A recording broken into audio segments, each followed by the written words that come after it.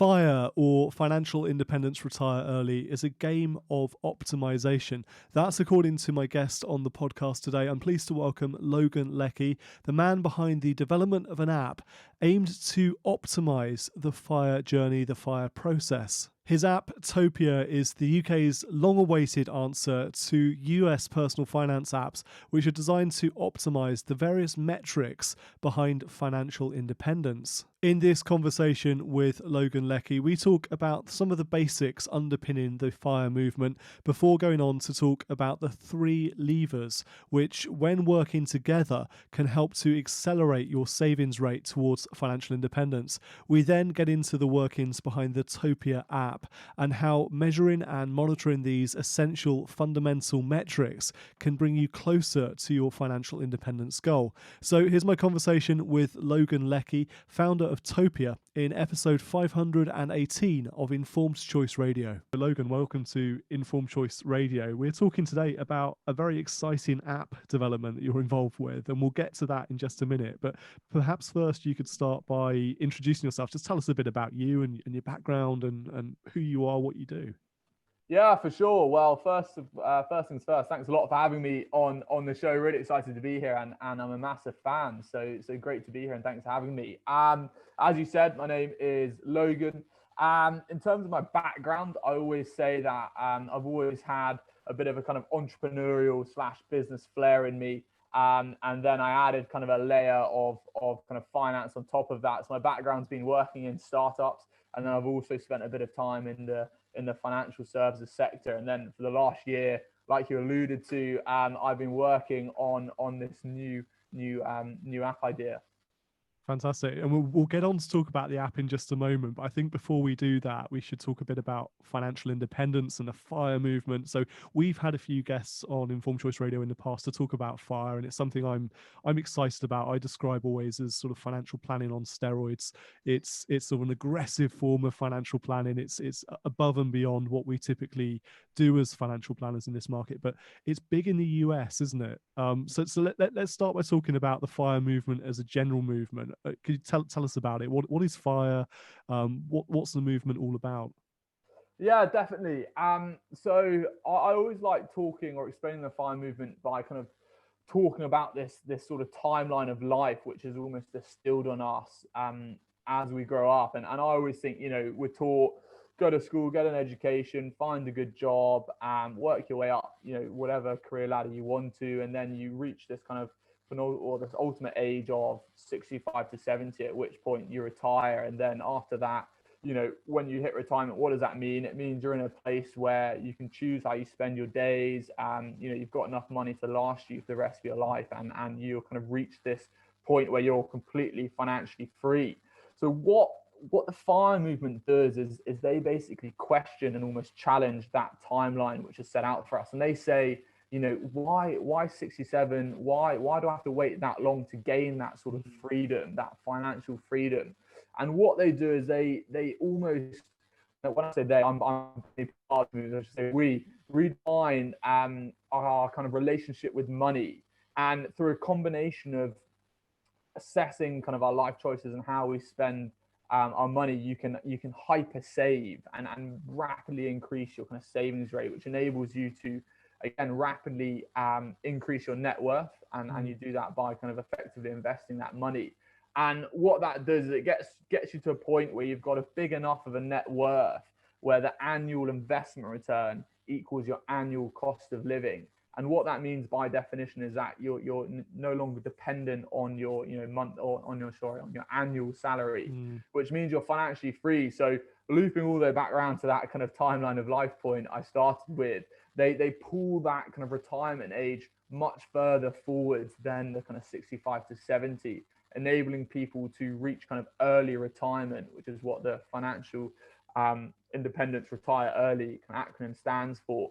And again, the reason I kind of completely fell in love with this movement is this idea that you kind of unlock more time for yourself, and you unlock the ability to choose exactly how you spend your time, because you're no longer constrained by money and kind of tied into kind of 9 to 5 job. You can get up every day and choose exactly how you spend your time. So that's it in a bit of a nutshell.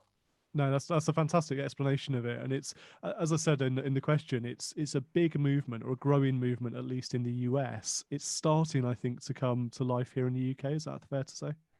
Yeah, for sure. I see the US as kind of the fire hub or the epicenter, and that's where you see a lot of the kind of books, blogs, podcasts coming from. But it's definitely coming into the UK. I think there are lots of online communities out there. It's kind of bubbling away, and you know, I'm a big believer that it's on the cusp of kind of exploding into this kind of potential mass movement.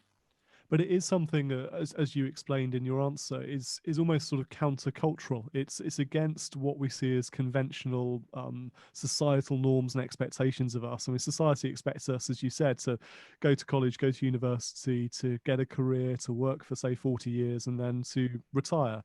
And fire is about something very different. So do you think that's potentially why for some people fire is quite a difficult concept to grasp, because it's not what your mum and dad expect of you or your grandparents expect of you? It's something quite different. 100%. I mean, you know, fundamentally it is completely going against the grain, and like you said, you know, going against the kind of status quo, and you know, if you just look back at history, and kind of with everything in life, that's always kind of a challenging thing to do.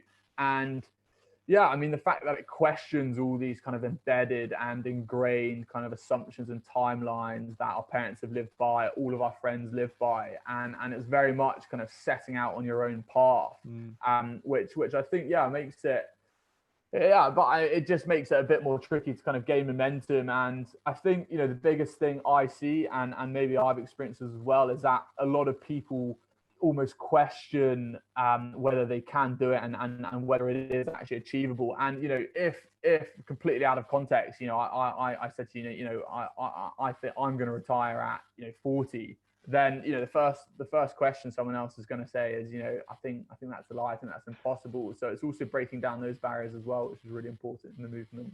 Yeah, because you have to sort of have quite a strong will, strong belief in yourself, don't you, to go against that grain. And if people are not, believers in what you're trying to achieve, you need that sort of that self belief even more. Now, one thing I particularly love about the fire movement is its, I guess, inherent simplicity, because this isn't dramatically complex. I mean, there are complicated elements within it, I suppose, when you dig a bit deeper, but the headlines are quite simple. You mentioned the sort of needing to build a sufficient net worth where the investment return covers your cost of living, covers your expenditure. And I think it's a simple concept, and it's a fundamental concept of fire. So this is what we call our FI number, our financial independence number. Can you dig into that a bit more? Yeah, for sure. And just to echo what you said, it is actually unbelievably simple, and you know, fundamentally achieving fire falls down to what your savings rate is. That is kind of the key driver. And if you push that savings rate up, you're pushing more money into your kind of investment accounts. You're making it compound. You're making it grow more and more and more, and obviously gaining momentum towards that FI number. But to your point on what actually is your FI number, so the way people work it out is through something, you know, the community, and I think also the kind of general personal finance community, called the 4% withdrawal rate. And what you have to do is you look at what your annual expenditure is, which is, you know, how much money your investment accounts need to be producing in order for you to be financially free. And if you're focusing on the actual kind of 4%, that's how much you want to withdraw down from your portfolio. What you need to be doing is timesing your annual expenditure by 25, sorry. And once you times it by 25, you reach what is your FI number. So just this kind of very simplistic example is, say for this example's sake, I spend £40,000 a year. If I times that by 25, I get to £1 million, and I chose that number because it gets to a nice round one, which is a million. And then, of course, if I draw down 4% from that, then it gives me that £40,000 annual return.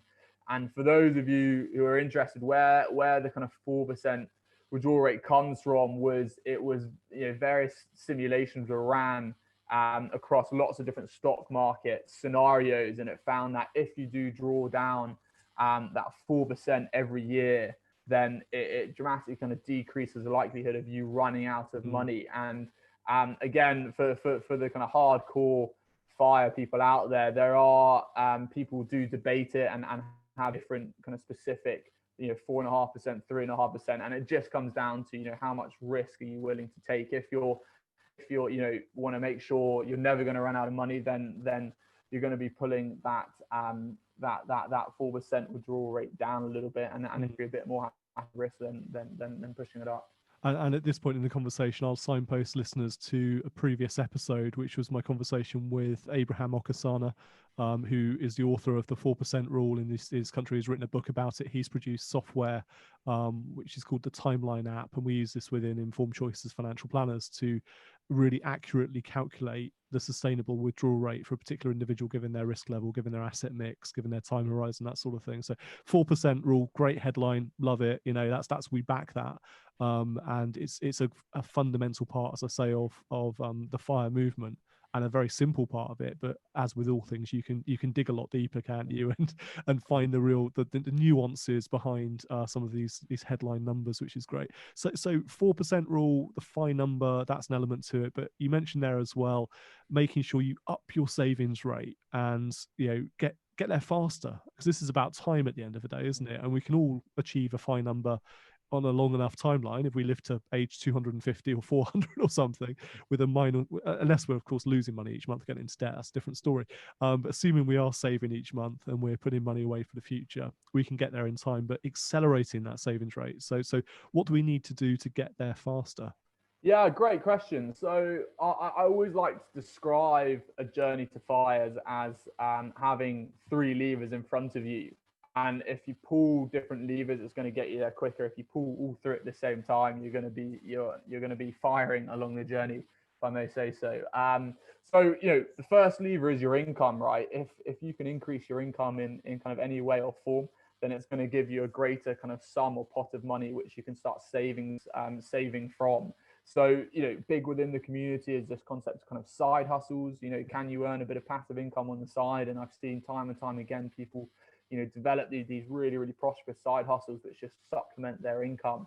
Can you get a salary increase, change jobs, but it's focusing on how can I increase the actual money which is coming into my account.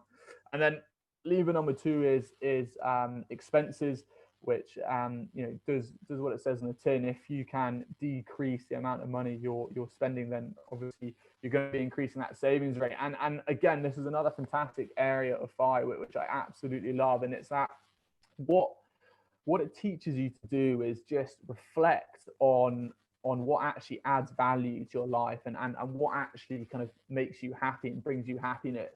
And then once you've reflected on that, it teaches you, okay, I know what makes me happy. Now I'm going to divert my money exactly to those areas of my life which are adding happiness to me. But what I'm going to do in tandem with that is cut out just any expenditure which isn't adding to that kind of those areas. And it just makes you realize how easy it is to just spend, kind of mindlessly spending. And we live in this kind of consumerism society where it's so easy to spend money, especially if you live, in London or the cities, and a click on your phone, a swipe on Amazon, a swipe on Deliveroo, and you've got Ubers arriving, Amazon drivers arriving. It's just so easy to spend. And I think the great thing about FI, it just makes you really work out what adds value to your life, and then you obviously carry on spending there because you want to live a very happy life even as you get towards FI. But all that other expenditure, which I think a lot of people fall into, gets very quickly cut out.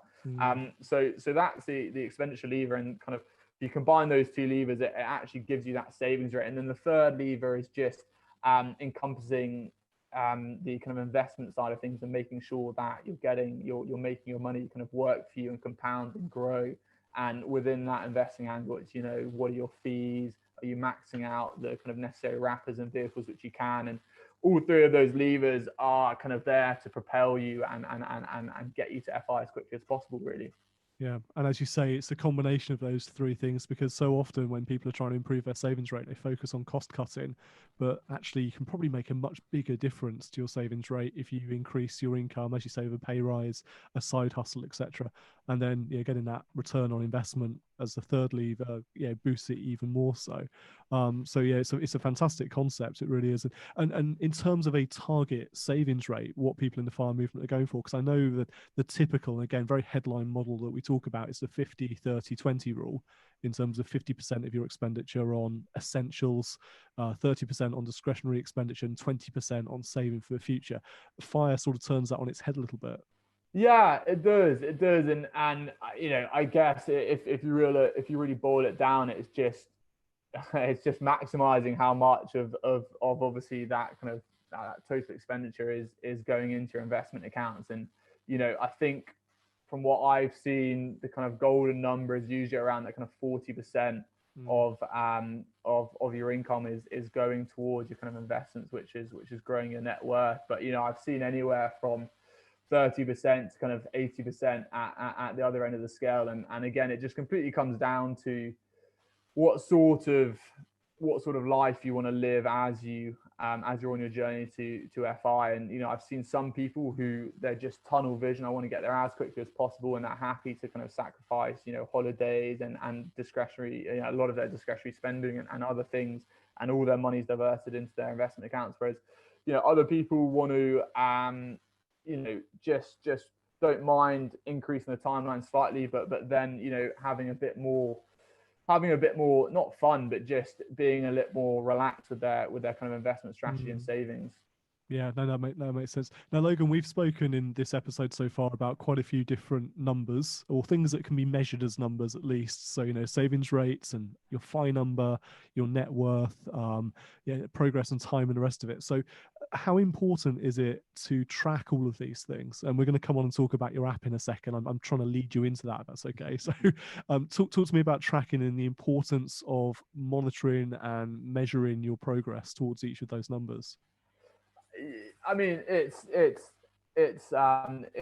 basically incredibly important, and the reason why is because getting to FI it's almost, and it leads nicely on from that kind of levers, the three levers I was talking about. It basically turns into a game of optimization, and you always need to look through your kind of finances in your life and think, right, how can I optimize all of this to get to my end goal as quickly as possible? And being able to track and monitor is really important in that optimization, because if you can't see what sort of impact X is having on Y and Y is having on X, then you can't optimize. So it's very important in that aspect. And then also fundamentally, people pursue FI to get to that ultimate destination, which is obviously having the financial independence and freedom to live that kind of new life on your terms.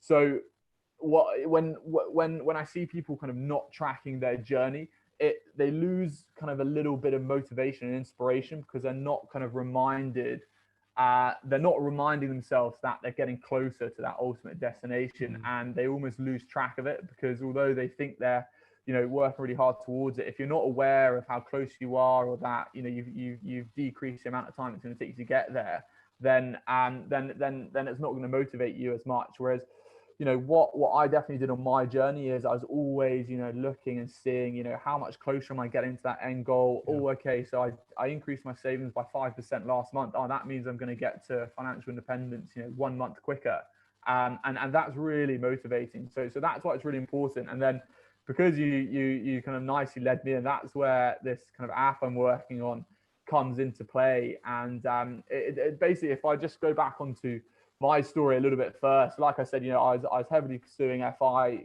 completely kind of obsessed and infatuated by the concept, by that kind of life which it could kind of unlock for me in terms of spending time kind of following my passions, as opposed to spending a lot of my time working. And like a lot of other people in the community, I wanted to track and monitor my progress. And that's basically done through Excel spreadsheets, and it's the concept of working out what your FI number is, which we spoke about. It's then about tracking your investments, tracking your net worth, and then working out by projecting those project your net worth forward, seeing when you will actually reach FI, and then Again, a lot of people like playing around with different elements to see how they can get there quicker, what sort of effect different things will have.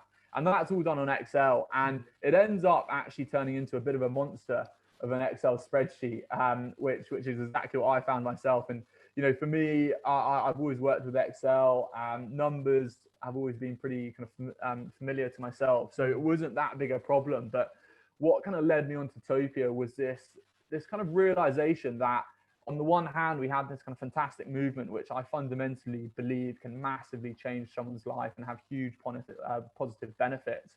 And then I started kind of seeing through the community and speaking to my friends that a big barrier to entry, to the entry into starting that FI journey seemed to be these spreadsheets. And a lot of people out there kind of take one look at the spreadsheets or try and build their own and just think, that's not for me. And fair enough, because it is quite complex and it's not actually that fun building these kind of monster spreadsheets. So what I started realizing is that there was just this kind of big barrier and people were kind of falling off. I like to say they were falling off the fire wagon because they found out about it, they loved the concept, but then it was these kind of spreadsheets which were turning them off. So it just started this kind of eureka moment in my life where I thought, this is it, this is my calling.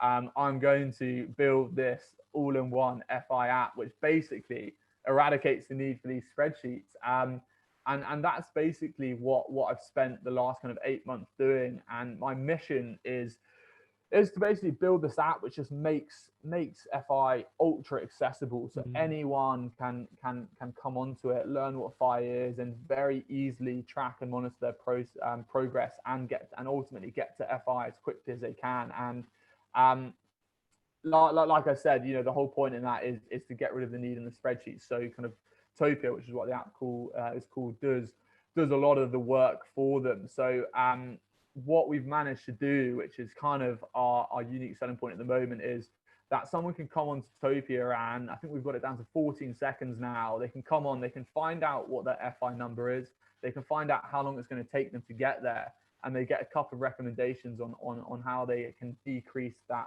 timeline to FI. And previously, honestly, that would have taken hours, maybe even days to build that sort of spreadsheet from scratch. So that's the kind of core benefit we're offering right now. That's fantastic. And I understand one of the drivers behind the app is the open banking standards. So tell us a bit about that and how open banking sort of feeds into the app. Definitely. So again, bringing back to the kind of Excel spreadsheet example, previously you'd have to kind of manually input your investments, the savings, update it every month, bi-monthly. However, because of open banking, which is this kind of great new technology, I guess it is, or kind of APIs, which came into play within the last couple of years, what they allow you to do is connect up multiple accounts, and then they automatically update. So you get this kind of live data flow coming into Topia, which automatically updates your journey and timeline to FI in real time. So the great things about that is on a daily basis you can jump onto Topia and see, oh, okay, my FI's journey has changed by this amount because of what I just spent or because of what my investments just did. So it's just fantastic real time analysis you can get, which then we kind of redisplay in really kind of nice graphs and kind of timelines within the app. No, that's fantastic. I mean, a lot of time our clients tell us is spent on going through bank statements and categorizing spending. And if one of the if the only thing out of open banking, I guess there's a lot more to it, but if the only thing was the ability to take that data and interpret it and categorize it, and then, as you say, visually display it in a way that's engaging and helps you stay on track, what a fantastic outcome from an otherwise inaccessible banking sector. Exactly. And I mean, 100%. It's this concept that I think on the one hand, open banking is fantastic with that categorization and can give you kind of a really holistic and then also at the same time kind of granular breakdown of your spending. But then I think what's missing and where Topia comes in is that at the end of the day, just seeing numbers, it doesn't really mean a huge amount to people. But if you attach those kind of numbers and those categorizations and that analysis of that spending to this kind of superior motive, which is, how's that affecting my countdown to this kind of new, much freer life, which I'm on my path to, is really, really powerful, and it's just super engaging, and it's a great way of just getting a really detailed and real time analysis of your journey to this kind of new, freer life you're striving towards. No, absolutely. It sounds fantastic. And what sort of reactions are you getting from some of the early sort of test users for this when they plug in their data, they connect their accounts, and they see their FI number, they see how long it's going to be before freedom? In some cases, I guess that's good news. In some cases, not so good news. Yeah, I think generally the feedback's been great, and where the kind of not best, but where the really good feedback has come from is the type of person who just hated the Excel and hated that side of things, and just to have this kind of seamless app which just spits out these kind of core metrics for them in a really user friendly way has massively, well, it's just been a huge game changer to how they track and monitor their progress at FI. So I think from a kind of efficiency standpoint, it's been kind of a fantastic feedback, and just in your pocket, being able to pull it out and just get that really good snapshot has been really good for those early users we've been talking to. I think the biggest challenge we've got really, and you probably experience this in your work as well, is that everyone's life is fundamentally different, right? And no two kind of spending habits, incomes, expenditures are the same. So the core challenge we've got at Topia is keeping it very simple, so it's very understandable and very user friendly and so on, but at the same time enabling people to still customize Topia to the point where it really does reflect their specific life, and that's the biggest that's the biggest challenge we need to overcome in the kind of next almost kind of design sprint, because like you alluded to, at the moment we've kind of released this beta product which we're testing with people in the community. We're collecting all of that feedback, we're kind of brainstorming new features, how to make the current features even better, and then we're going to go into this kind of secondary development stage where we're just constantly perfecting it, listening to the community, perfecting it, and then moving forward from there. And so when will it be available to members of the public, people like me? When can we go onto the App Store and download this thing? So we are aiming for in the next 6 months to have it up and running. So we're looking at kind of early-ish summer of 21. However, you can get in touch and with me and ask to come on board as a test user if you would like. We're more than happy to have testers on as well. But otherwise we're shooting for about 6 months' time. Fab. Okay. What we'll make sure we do, Logan, is put in our show notes links to, and they have a landing page for the app where test users can sign up and register their interest. So we'll make sure we put links in there. How else can our listeners get in touch with you and sort of find out more about your work? Yeah, so the landing page, like you said, is a great place to go to.